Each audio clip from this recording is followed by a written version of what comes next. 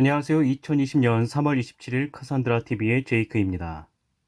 재난기본소득에 관해서 전편 방송에서 한국형 기본소득제인 재난기본소득이 사실은 기본소득이 아니라 사회적 안전망의 일종이라는 것을 설명드렸었습니다.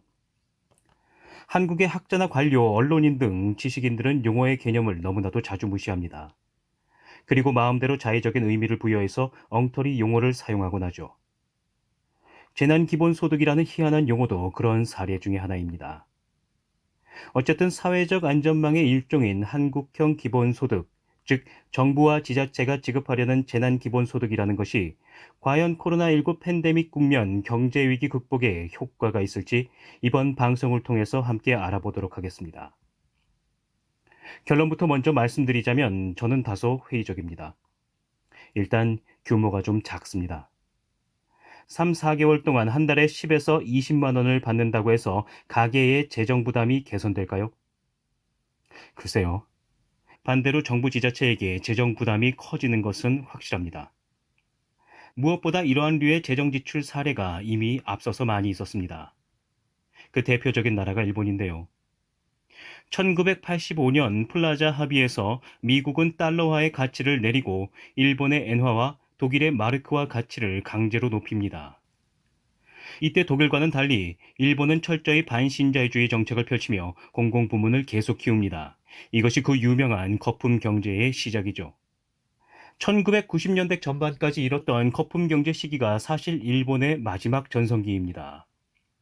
이 당시 풍요로운 일본은 그 시절 CF에서도 찾아볼 수 있는데요.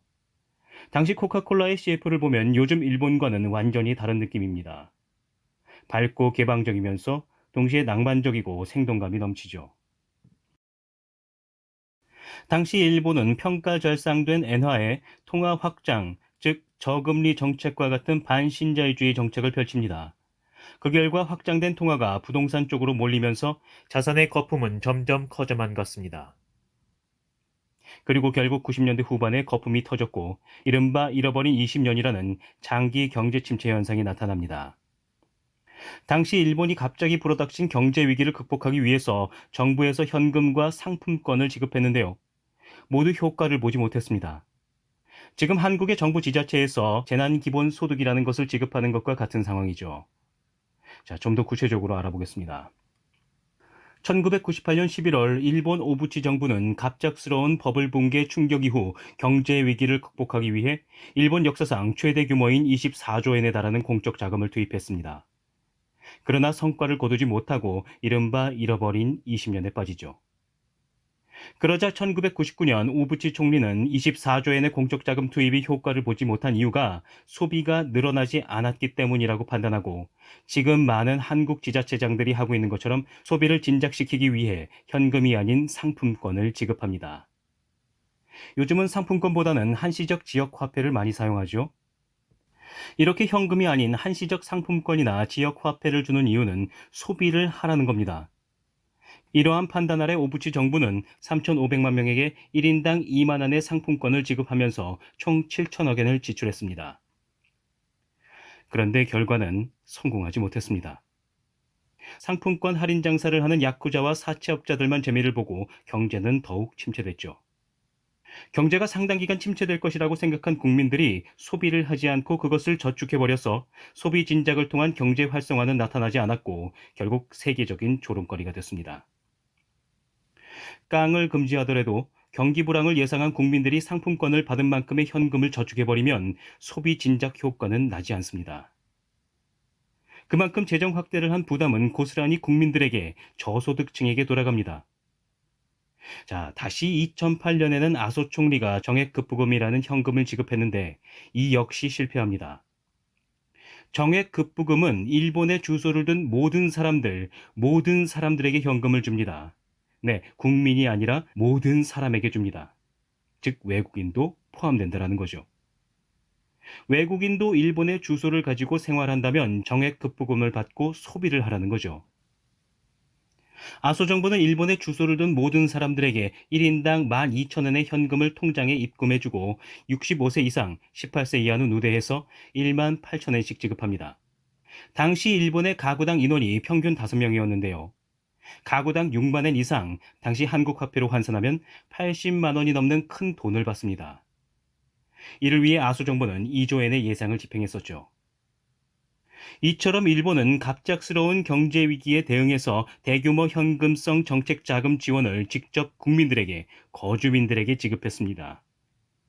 그러나 이러한 재난 대응 긴급 확장 재정 정책은 모조리 실패합니다. 사람들이 소비를 하지 않으니 경제가 활성화되지 않는 거죠.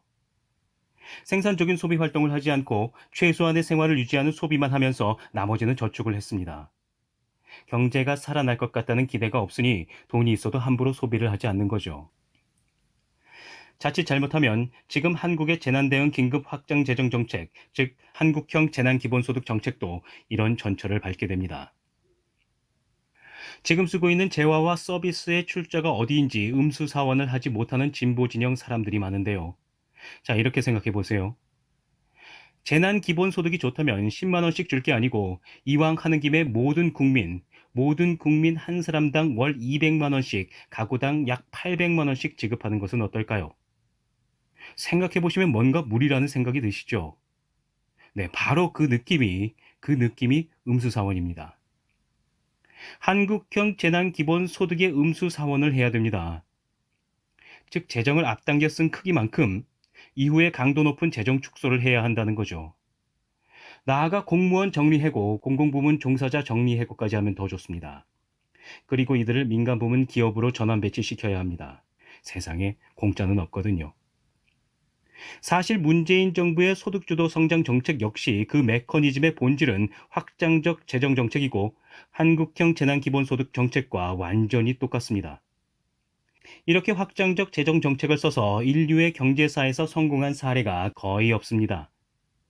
문재인 정부의 소득주도 정책과 완전히 판박이인 정책을 1차 세계대전 이후 대공황의 여파로 경제난을 겪었던 프랑스에서 집권 여당인 인민전선 정부의 레옹 블룸 총리가 도입했는데요. 마틴용 협정을 통해 전 국민에게 10% 정도의 소득을 인위적으로 올려줬습니다. 당연히 빈부격차가 커지고 서민들이 도탄에 빠지면서 경제가 완전히 몰락합니다. 이런 사례는 칠레의 아인데 정부 등 사회주의 정부에서 엄청나게 많습니다. 이름과 약간의 적용은 달리해도 본질은 확장적 재정 정책을 통해 경제 위기를 극복하겠다는 것인데요. 그 결과는 언제나 같습니다. 경제가 더 위기에 빠지고 빈부격차가 커지면서 서민들이 도탄에 빠지게 되는 거죠. 반대로 위기 시에 재정을 긴축하는 신자유주의 정책을 쓰는 나라들은 거의 대부분 경제 위기 극복에 성공합니다. 최근에도 영국이 글로벌 금융위기 시에 경제 위기를 극복하기 위해서 신자유주의자인 캐머런 총리가 긴축 축소 재정 정책을 썼었는데요.